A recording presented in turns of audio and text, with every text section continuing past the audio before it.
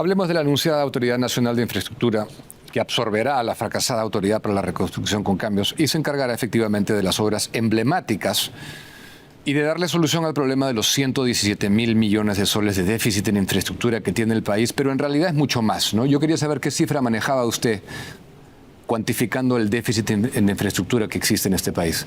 En realidad, y gracias por la pregunta, y además la pregunta por el comentario, en efecto es más, porque no estamos haciendo una medición del déficit con un enfoque territorial, ¿no? Por ejemplo, hablamos de números grandes, el Plan Nacional de Infraestructura tiene proyectos que son proyectos en ejecución, por ejemplo, pero no estamos viendo cómo se interconectan, por ejemplo, proyectos de electrificación con conectividad a Internet. Y eso, por ejemplo, está faltando. Estamos trabajando con multilaterales para poder dimensionar la verdadera brecha y déficit que tenemos en el sector transportes.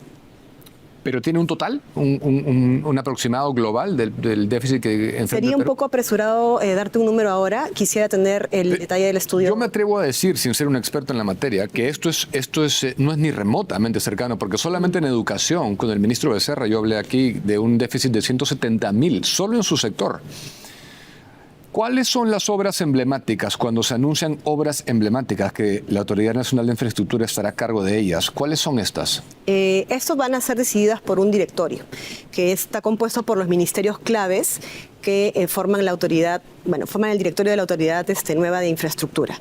Y sobre la base de criterios, como por ejemplo anunciado hoy día el ministro de Economía, de que sean proyectos por encima de 200 millones de soles y algunos otros criterios adicionales que va a salir pronto publicada en la ley o en el proyecto de ley, es que se va a seleccionar en cada sector, y no solamente en cada sector, sino también en gobiernos regionales o locales que cumplan con los requisitos, qué proyectos van a ir a la autoridad. ¿Se ha enviado al Congreso con carácter urgente? Se está enviando al Congreso.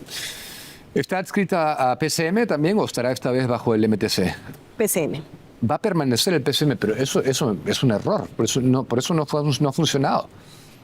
Creo que no, el que funcione o no funcione no depende si está adscrito a PCM o no. ¿Se politiza? No, yo creo que, ahí permíteme discrepar, creo que al contrario le da un poco el valor para poder estar por encima de otros ministerios y los dientes para poder hacer las cosas. ¿Pero no le parece que debería estar adscrita a un organismo ejecutor? Podría ser, en realidad. Sin embargo, también los mismos ministerios han estado bastante golpeados por este gobierno que hemos tenido y tenemos también que recomponerlo. Estamos en una situación de emergencia crítica y necesitamos ahora soluciones inmediatas. Justamente al confirmarme usted que va a estar adscrita, va a permanecer en la PCM, me da pie a la pregunta principal que yo tengo, porque el Premier ha dicho, y lo voy a citar, no se va a tratar de una nueva autoridad o un nuevo ente burocrático, sino que absorberá a la Autoridad para la Reconstrucción con Cambios con modificaciones sustanciales y radicales. Dado que el primer ministro no quiere hablar conmigo, lo ha dejado claro, le pregunto a usted, ¿qué modificaciones radicales son las que evitarán la burocracia? Precisamente reducir o quitar aquellos procedimientos que hacen que la inversión sea, tome mucho tiempo. ¿Pero cuáles? ¿Específicamente cuáles? Por ejemplo, algunos silencios administrativos positivos. Cuando las entidades públicas no responden dentro de los plazos, la inversión tiene que ser predecible. Entonces, si no respondes en los plazos, tenemos que poner medidas como estas. Un silencio administrativo positivo, responsable, para que también puedan haber obras a tiempo. Esa es, por ejemplo, una de las medidas que te puedo adelantar. ¿Dónde queda la línea 2 del metro? La línea 2 del metro es un proyecto que está a cargo de la Autoridad de Transporte Urbano. Sin embargo, es una, y quiero también ser bien clara en este tema, Diego, es un objetivo, una meta de mi gestión que este año pongamos en operación la línea 2, no solamente con la primera etapa, sino con otros kilómetros adicionales. ¿Que este año, este 2023? Así es. ¿Qué reformas de segunda generación plantearía usted para justamente desburocratizar el proceso de contratación, de toma de decisiones y de ejecución finalmente? Qué bueno, gracias que hayas mencionado segunda generación, coincido plenamente en ello. No solamente estamos haciendo una reforma a la ley de contrataciones, que es una pieza del complejo rompecabezas que da forma a la gestión de infraestructura.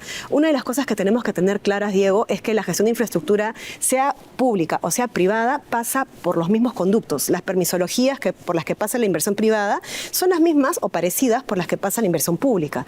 Entonces, no solamente tenemos, por ejemplo, que crear ventanillas únicas para centralizar procedimientos, hacerlos mucho más rápidos, tanto para inversión privada como para pública.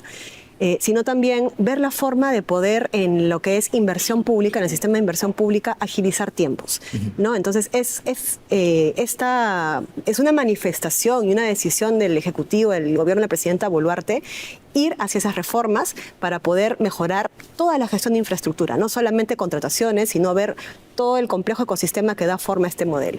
Ahora, eso por el lado técnico. Yo no he escuchado eso. ¿Ha anunciado Dina Boluarte eso públicamente? Lo estamos discutiendo. Ojalá que se convenza de eso. Ahora, tendría que asumir un costo político y que la gente le crea, también para empezar, ¿no? Porque está el lado técnico que representa usted y está el lado político que desde luego encabeza ella, que sería reconocer que fue parte de un proceso fallido, de un proyecto equivocado, de una ideología que no conduce al progreso y que por X y Z se ha convencido de que hay que virar en otra dirección. ¿Cree usted que puede hacerlo? Creo que es lo responsable, creo que es la sucesión constitucional. Estemos de acuerdo o no con las posiciones iniciales que se tuvo, es lo que corresponde democráticamente y la verdad el gobierno ha dado las señales de que quiere ir por el camino correcto, por el camino de la inversión, por el camino de la responsabilidad en el gasto público y al mismo tiempo también por el desarrollo. ¿Cuándo cree que plantearía estas reformas de segunda generación, que es un tema realmente importante, de fondo?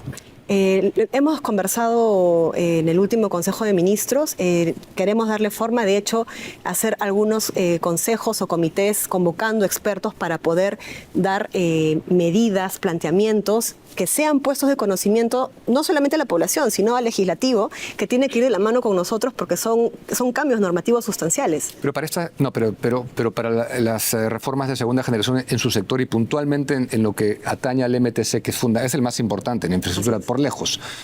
¿Se ha convocado a un equipo técnico para armar esto y realmente presentarlo y que no quede en palabras? Porque si no volvemos a lo mismo, ¿no? Estamos analizando, veremos, pero ¿lo va a hacer? ¿Está en curso? Sí, está en curso la creación de un grupo de trabajo, un comité técnico que va a hacer la propuesta de las reformas del sector transportes en lo que es infraestructura y al mismo tiempo también en otros sectores va a ser replicado en PCM. Bueno, yo espero equivocarme, ministra, y no quiero ser mala leche, pero a mí la Autoridad Nacional de Infraestructura me huele a más de lo mismo.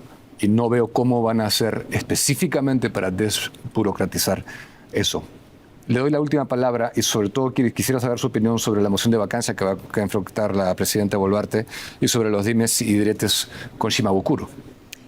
Bueno, confiamos que, respetamos el control político del Congreso, es a lo que estamos expuestos todos los funcionarios públicos, pero confiamos de que no va a proceder, ¿no? El Perú necesita trabajar, necesita estabilidad.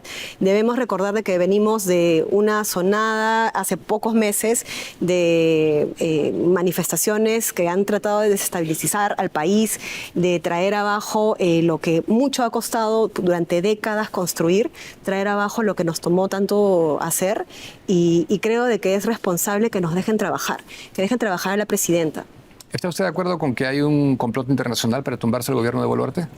Bueno, es claro, ¿no? O sea, presidentes hablando de la manera que han hablado, honestamente es una organización que data de mucho tiempo y el Perú tiene que respetar sus fueros y saber respetar su democracia y su independencia. Entonces es lo que está haciendo la presidenta y el Ejecutivo. Bien, gracias por su presencia aquí, ministra. Muchas gracias. Y a través suyo le vuelvo a extender la invitación al Premier y desde luego a la Presidenta de la República. Gracias. Buenas noches, suerte.